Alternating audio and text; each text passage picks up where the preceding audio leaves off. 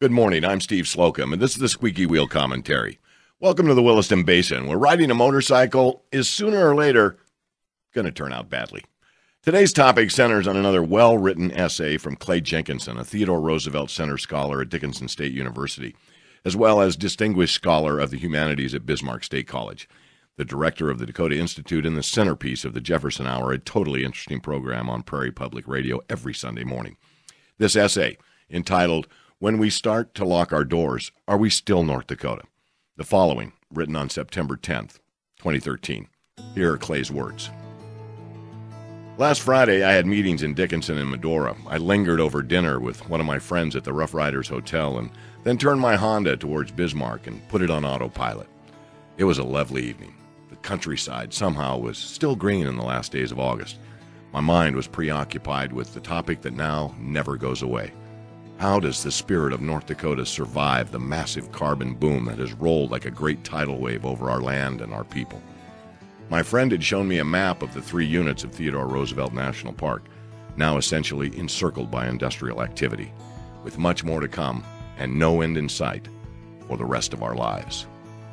What will Western North Dakota look like in 2015, 2025, 2035, 2050?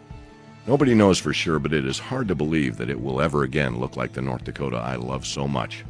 Mostly empty and windswept, long stretches of ribbony blue highway with little or no traffic in either direction, fierce little towns hanging on against the forces that are depopulating the rural districts of America and the world. Grass landscapes rolling endlessly in every direction, punctuated by ridges and box buttes with not much more human improvement than fences, cattle, a few scattered ranches, and a farm-to-market scoria road. The sense that the Great Plains just go on forever, swallowing up human possibility and serving as a platform for the galloping escapades of pronghorn antelope. And of course the sacred river, the Little Missouri, meandering through the best of all that country in no hurry at all, carrying its 6 inches of silted water through one of the most beautiful and unusual landscapes in the world. I love that North Dakota. That North Dakota is now gone, except in diminishing and endangered patches. I know we have no right to cling to that North Dakota, given what it has come to represent: decline, outmigration, loss of a sense of the future, economic marginality. But that doesn't mean I don't miss it and feel that its rapid evaporation is tragic. As I drove home with a perfect dusk in my rearview window, I mused about these things and wondered what the right response to these developments is. Most North Dakotans seem unambiguously joyful about the oil boom, which has brought so much prosperity and renewal to the state.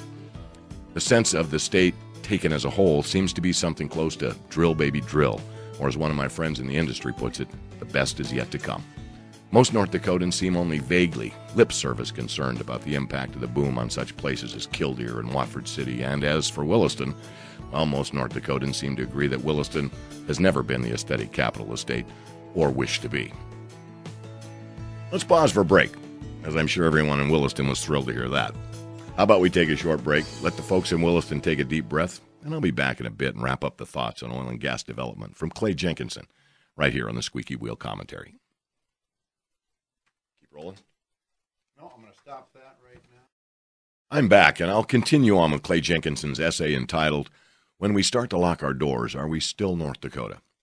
Clay goes on. I disagree that most North Dakotans are ambivalent about the oil activity in the state, but I'm just one puny little voice, and I confess that my ambivalence eats up my anxiety every time. I do not wish the oil boom would go away. That seems irresponsible to me, given the sad history of rural decline in North Dakota, particularly western North Dakota. But I do wish 3 things pretty strongly. 1, that the boom would slow down and move forward at a more orderly, sustainable, conservative, and community-friendly pace. 2, that we could hammer out a broad North Dakota consensus about some few parcels we'd like to spare: the Little Missouri River Valley, the concentric perimeter of the 3 units of the national park, the Killdeer Mountains and Bullion Butte, the remaining roadless areas of the Little Missouri National Grasslands, Native American sacred sites and historic battlefields. 3, that we would have a serious, open-minded, and frank statewide conversation about the oil rush and the future of North Dakota. These do not seem to me to be radical suggestions, but sane and essential suggestions. The fact that such ideas are now routinely branded as radical or anti-development or elitist tells you how far the energy politics of North Dakota have rocketed to the right. We are now, in many respects, a one-party state. Never a good thing, no matter which party. And we are in danger of becoming a company state, like Montana in the age of Anaconda Copper. I believe we can be grateful for the oil boom without becoming servile, and we can maintain the sturdy independence of the North Dakota character without jeopardizing the enormous benefits of the Bakken shale to the state. Meanwhile, if I were the state legislature, I'd try to give the communities in the impact zone everything they need to survive this thing. It would not be a blank check, of course, but it would be something quite close to a blank check. These communities are in a free fall, and some of North Dakota's best local leaders are working 80 hours a week under almost unbearable, stressful circumstances merely to keep their communities from collapse. Water and sewer, streets, daycare, crime, drugs, gangs, basic zoning, DUIs, schools, waste facilities, dust mitigation, traffic, not to mention the sex trade and the human trafficking. Why would we, as outsiders, want to doubt Stanley's or Watford City's assessment of what they need to get through this with something like their quality of life intact? If we doubt the perspective of the people who actually live in these towns, who do we think knows better what they need? A month or so ago, I was part of a conversation with several residents of Williston and Watford City, plus some serious oil boom executives. A lifelong resident of Watford City said, "I've lived in Watford City all my life. It has never been easy, but my wife and children and I have made a very good life for ourselves here. In all of that time, even when we have been on vacation, we have never locked our doors, and we have always just left the keys in the car wherever we stopped. This year, for the first time in more than 50 years, we have started to lock our doors." To which one of the executives replied, "Welcome to the modern world, Bob." Because I was just listening to the conversation, I said nothing, but I wanted to shout, "No, no, no, no, no, no, no." That's not an adequate response.